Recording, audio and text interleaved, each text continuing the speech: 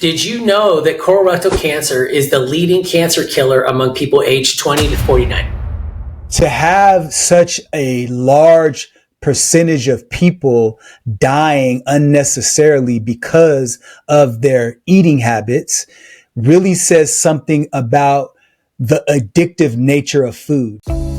Welcome to the Family Office, planning for the people who matter most. You know, when you talked earlier about food and just people making different decisions. You know, I wanted to talk about the whole colorectal surge that's happening with the Gen Z. And when you look at large numbers of people that are getting sick. You know, I watched a couple of people in my family die from colorectal cancer, and it is a terrible sickness. One of my aunts passed away when it was all said and done. She was under 100 pounds. She was skin and bones. And just to watch the gradual decrease of that was tragic. And so now when you're talking about Gen Z, such young people, you know, talk about just the eating habits and all of the different contributing factors that you know about, man. What are your thoughts about this? To me, it's just so striking that you would sit here today in 2025, almost 2026, and you and I sitting here knowing what we know and living through what we've already lived through. I mean, you remember the days when you could buy a pack of cigarettes in a vending machine in a Denny's, Mm-hmm. like, right? Okay, Absolutely. So think about that. I definitely remember that. Did you know that colorectal cancer is the leading cancer killer among people aged 20 to 49? Wait, Whoa. what? No, Colorectal cancer. Colorectal cancer is the leading cancer killer among those aged between 20 to 49. So you're telling me right now it's not cigarettes anymore. So it's not cigarettes. You've got, and think about this, Len. Marijuana has become more popular and has become legalized in more places. Mm-hmm, mm-hmm. You know, and there's no long-term broad-based studies about how that affects you, you know, but you've got There's that no going evidence to suggest that it's deadly. Right, but it's still happening more. People are still smoking something more now, right? Absolutely. People say, oh, cigarette smoking's down, but what is taking its place and 10x more so than cigarette smoking? Vaping of all kinds, right? I mean, I went to New Zealand last October and I was shocked. It was, nobody smoked cigarettes there, but every person I seen there vapes. Everybody. So I'm like, you've got this going on. So then it's just crazy to me that you'd get to this point right now where we're sitting here having this conversation and going, oh yeah, by the way, it's not smoking, it's colorectal cancer. Yet we've been lied to for the last 20 to 30 years that we've been in this period of enlightenment as far as nutrition and food and how it goes, and that everything's safe. But in reality, when you look back at all the food companies, they're all owned by 2 or 3 companies, and a lot of them are tobacco companies. Mm-hmm. So it's just like tobacco companies own food companies, and food companies are poisoning people with seed oils. And that's really, I mean, that's the only thing I could think about, right? It's just like people are eating more fast food than they ever have. People are eating more processed food than they ever have. And to me, the scary thing is the Gen Z and the millennial generation, specifically, you know, these young people. And it's happening in younger millennials, right? And it's happening in Gen Zs, older Gen Zs. And I believe that you're seeing it just because these are the people that have been eating the most processed food and the most seed oils out of any generation. I mean, I grew up eating butter, right? Butter and steak and chicken. And my mom cooked London broil and meat, you know, and we were a meat family. And I grew up eating that stuff. And yeah, every now and then we'd have that, but no soda in the house. We never had soda. There wasn't any of that stuff in the house. So now thinking that when I came out, I became an adult. I didn't eat a lot of fast food. And I always ate low sugar and things like that. And now I look at it with my kids too. But I think that's the issue. And the data shows it. And it's like, what is happening here with this? And it's coming back to this thing where it's like, I think we're starting to see the pesticide stuff and the food manufacturing and all these things that were marketed as safe and easy and low fat and stripped away all these nutrients. Now you're seeing colorectal cancer. There's no fiber in anything anymore, Len. There's no fat in anything anymore. People aren't eating fat and fiber and protein. They're eating sugar and carbs and starch and yeast and all this crap. And they're not eating the right type of stuff anymore. And I think added on with the seed oils, which are essentially carrying oils, they're manufacturing lubricants, you're starting to see the gut inflammation is starting to create these problems amongst young people. And now the chickens are coming home to roost, I think. I mean, I'm just a guy giving you an example of what information I know, but to me, it seems pretty logical. That's what's going on. And, and nobody's a genius to know the food industry is absolute poison. Yeah, it's really interesting to me because Gen Z is the most information rich generation in the history of America. And with access to all of the information that's available right at our fingertips, whether it's Grok, ChatGPT, Google, the teacher, whatever the case may be, to have such a large percentage of people dying unnecessarily because of their eating habits really says something about the addictive nature of food.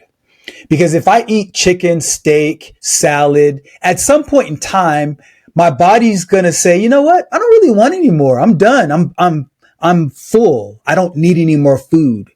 But when you eat sugar and you eat chips and you eat candy and you consume all of these large, heavily processed foods, that dopamine center is saying, give me more, give me more, give me more. I want more sugar. I want more sugar. And to your point, with that dopamine making me or putting me in a position to want more, to not have my diet satiated, then what happens is the inflammation comes, and then the candida comes, and then the cancer comes, and then now death comes as a result of that. And the problem that I see is that you have all of this access to information, but there's this delayed reaction to something that I do. Like, for example, if I take a cigarette and I inhale it right now, I'm going to feel, my lungs are going to ache and pain, and I'm going to cough, and that's going to be my initial reaction. When I take some hot Cheetos, that will go down in my stomach, and it may burn a little bit going down, but I like it. It tastes good, and I want more of it. And as a result of that, there's no direct, immediate feedback that the body gives. And so therefore it's not real. And unfortunately, the whole idea of eating processed food just seems like a myth until the manifestation of cancer starts to show up. And that's where the problem is. And so I think the only way to really get at it is that somehow, some way, we've got to find ways to market against all of this processed food. Because remember, that marketing campaign, I want to say it's called Truth or something like that. They had a brilliant marketing campaign against cigarettes, and now very few people as a percentage of Americans smoke compared to what they did in the 1950s and 1960s. And so that worked. And I think somehow, some way, we've got to find a way to help inform that generation of the importance of eating whole, nutritious, and delicious foods, by the way. And we've got to find ways to be more creative in terms of how we present that idea to them. Because if not, it's going to continue to get worse for each subsequent generation, because until there's laws and the thing is I don't like government trying to legislate the day-to-day decisions. That's my responsibility. And so we've just got to help people make better decisions. I don't think it's the government's job to fix this situation. I don't either. I think if you have a clear solution, like to what you can eat, but you need to have the right proper information. I think there's a lot of propaganda behind it, but think about this. Among ages 25 to 44, 62% of the deaths right now are preventable. Yes, absolutely. That's 2 out of every 3 are preventable. Yes. Yep. That speaks to the nature of human will and the reality of consequences, and it doesn't feel real. Yeah, you've seen a massive rise in all-cause death rates among millennials and Gen Zs. I mean, think about that. Mortality rates are increasing post-COVID. And again, the leading cause is colorectal cancer, which can't help but think that it has something to do with the food they're eating and the medicines they're taking, right? And we've food's not going to change until we change the delivery system. Food is just way too convenient to go grab a pack of chips and a candy bar at a gas station or wherever, right? And again, we're seeing this decline in, I bet if you correlate the data, you're seeing this decline in extracurricular activities at our schools. No sports programs, no music programs, no after school programs, less physical activity, more digital consumption of content. You're starting to see that manifest inside these people, where you have to go and walk, and you got to eat animal protein, and you got to eat fat, and you got to eat the right things that your body is supposed to eat. And you can't just eat food that was made in a lab. Yeah. You just can't. Yeah, that I agree with that. Now here's the rub. You and I are both capitalists, and we believe in a capitalistic economy, a free market economy. And one argument would be, listen, companies have a right to produce a product at the cheapest price possible. And if the consumer is willing to buy it, let them do their thing. And so then the flip side of that is, well, if the activity you're taking and the decisions you're making as a company hurts people and eventually kills them, you have a moral and ethical responsibility to change your business practices. But they still have the right, because it's their company. The market tells them if what they're doing is effective or not. How do you negotiate those two different points of view, being a capitalist? See, that's a great question. And see, that's the problem, right? Because if you want to smoke cigarettes, go ahead and smoke cigarettes. We already know what cigarettes are going to do to you, right? So that's the thing. Hey, if you want to go smoke cigarettes, we know you have this higher cause and higher this. So then at that case, then that's where I hate the lying. We all know cigarettes are shitty. And there's a massive campaign to actually put that out there. And there wasn't, it switched. And cigarettes, you're not allowed to glamorize and market to kids. And you got to put that warning on there, right? There's warning, smoking causes, And now smoking isn't cool now. Like, I remember growing up, smoking used to be cool, right? Yeah. Now it's not. To your point. It's a good point. Look, I'm not a smoker, but every now and then, you're an adult. If you've ever smoked a cigarette or something like that, you go, damn, you're really good for one right now, right? Mm-hmm. So, people who drink, if you drink and you enjoy drinking, I don't. I'm not a drinker, but, if you're at a bar and you've got a couple drinks and you're done drinking, you go, damn, a drag from a smoke would be really good right now, even though it's disgusting and you don't do it. And that's me. I smoked cigarettes once or twice when I was a kid. I smoked them with my friend Jeremy. It was Benson and Hedges. It was disgusting, right? It was gross.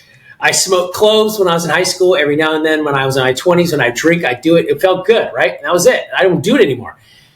But fine. It's the lying thing that gets me. So if this is the case, then on the back of that freaking pack of donuts that's made with 5 different seed oils that is going to give you colorectal cancer, you got to put a warning on it. Warning, consuming seed oils may cause colorectal cancer or butt leakage or whatever it's called. You know what I'm saying? Gut leakage. Mm-hmm. Those warnings should be on there the same as anything. And then that, I believe, is how you get around it, right? And eventually that gets built into your metrics. There'll be a question, look, Mr. and Mrs. Smith, insurance companies do blood work. And by that blood work, they can look at that blood work and tell if your diet sucks or not, right? So at the same time, there should be a warning on there. I'm not saying you should restrict it, because that's a free market, and let the free market do what the free market does. If people want to smoke cigarettes, they'll smoke them. If people want to eat junk food, they'll eat it, even if there's a health risk, but you got to put it on there. And that's where the lying crap from the food industry comes in, where it's like, dude, get off of ground beef, dude. Like, grass-fed, grass-finished, 80-20 ground beef is probably one of the most healthiest things a human being can eat, because there are so many bionutrients and minerals and fats and proteins that are in that you can't get from almost any other type of protein. Mm. And this is coming from a guy that doesn't eat a lot of red meat. I eat it once or twice a week. Mm. So you got to put that stuff in your diet. And I don't think you eat any red meat, but you eat probably a lot of fish and stuff like that, or you substitute it off with the proper amount of macros and micros. Mm-hmm. But that's something you don't want to do. Look, I love ground beef. I'm championing it. Go eat ground beef 2 or 3 times a week. If you're young, eat a lot of it. Grass-fed, grass-finished, not the cheap stuff, right? Go spend $30 for 30 pounds. That's now you're getting the right stuff, because it costs money to do that. Don't eat the crap, right? And it's the same thing. You could be someone who says, oh, Chris, I only eat fish. Okay, is it wild or farm? because you don't should eat organic, sustainable wild caught fish. You shouldn't be eating farm raised salmon. So there's a lot of things. Chicken. Oh, I only eat chicken. Great. Do you eat heirloom, heirloom, air chilled, non-GMO chicken, or are you eating the chicken that wasn't even born? Antibiotics, right? Hey, you're eating that chicken tonight, and it wasn't even born 3 months ago, right? So that kind of chicken. So that to me is the thing. Is you can have this unhealthy food, but don't lie about it. Put the warnings on it. I agree. And I think there should be also anti-campaigns. So campaigns against processed foods. So at least people can make informed decisions. I think what happens is people don't know what they don't know. And so they take actions just based on what they feel, what feels good to them. And so when you make a short-term decision because the nachos are right there in front of you and they're $1.99 because they're super cheap, and, Gen Z, let's face it, they're broke. And so their food choices are going to be a reflection, because I can imagine there's probably a bunch of Gen Zs that are like, oh, Chris, you don't remember what it's like to be broke. And you're talking about air chilled chicken and grass fed beef. You know what? That's half of my paycheck. You don't understand what I'm going through. And so I would say as a response, understand, because you put money into what you value. There's a chance that you probably, if you're a Gen Z out there, you probably have an expensive pair of pants, an expensive designer, shoes and purses and all of those things. You put money into what you value. And if you value stuff that you put on your body more than the stuff that you put in your body, that's simply because of two things. You either know and don't care, or you just don't know. And it's better for you to know and not care. Then after that, we can't help you. But at least take the time to go find out the types of things that you're putting in your body, because it literally is killing you. And so I really hope that anti-inflammatory campaigns, processed food campaigns start to run and become a thing in the future. Because if not, we're going to have a hard time curving that, because once the addiction sets in, just like you talked about with cigarettes and with alcohol, it's difficult to stop once you start. So hopefully we can. Here's my prophetic prophecy right here, my prophetic financial advice right now today, that I think if you are wanting to make millions of dollars right now, and this is just purely my guess, and this is why I'm such a big fan of AI and I'm such a big fan of humanoids, because once the delivery system changes, food will become so much more nutritious. And here's why. I did a study. It is cheaper for me to feed myself, my wife, and my 6 children a chicken sandwich dinner if I make it at home from Whole Foods versus if I go to Raising Cane's and get it. And what I'm talking about is the sweet tea, a bread item, 3 chicken strips per person, a thing of fries, a thing of coleslaw. So think about that. If I go to Raising Cane's and I buy that from Raising Cane's versus I go to Whole Foods and I source all the ingredients from Whole Foods, it is cheaper for me to feed my family from Whole Foods. Here's the catch. I actually got to go buy it and I got to go make it, which means I got to get in the kitchen and I got to take that chicken out, fry that chicken, bread that chicken, all that stuff has to go into it. So think about when that is no longer a problem. I could send my humanoid to this grocery store. My humanoid will pick out what I want and will cook for me and do all those things for me. And at that point, when delivery changes, so 15 years from now, 10 years from now, if you want to be a multimillionaire, maybe even 5-7 years from now, invest in the best AI companies and the best humanoid companies. Tesla's a good one to invest in. I think, Len, Tesla is going to be, their stock price today looks like it's expensive. I think it's going to be a bargain in the next 5 to 10 years when you see what that company is going to do. I think, because it's a data company, it's a technology company, it's not a car company, because that is the future. Because think about it. If you didn't have to cook that food, you would go get that food over Raising Cane's. Yes or no? I agree. I think fast food versus wholesome, nutritious food, as long as it can be made affordably and be delivered to me in a way that's convenient, I think the tide of consumption is going to change. And your conversation about making money in the future through investment is a perfect segue, man. Absolutely. Well, appreciate your time as always, Len. Look, guys, if you were entertained by this conversation or you have feedback or you want to comment, go ahead and do so. We're always open to have a conversation with people And then also, if you like it or you want to see future things to talk about, I mean, for me, I don't care. Len, I know you don't care. We'll talk about any subject. And again, at the end of the day, we're still friends. We're still coworkers. We're still peers. We're still, business partners. And we can have topics like this unemotionally attached to it so that you can really understand how you feel and you can really understand the world that's going around you so that you don't think you're crazy. I mean, that's really the reality behind it. So that being said, Len, it's always a pleasure to see you guys on the next one. Appreciate your time, man. Always. Take care, man. Conversation has given you clarity on your next steps.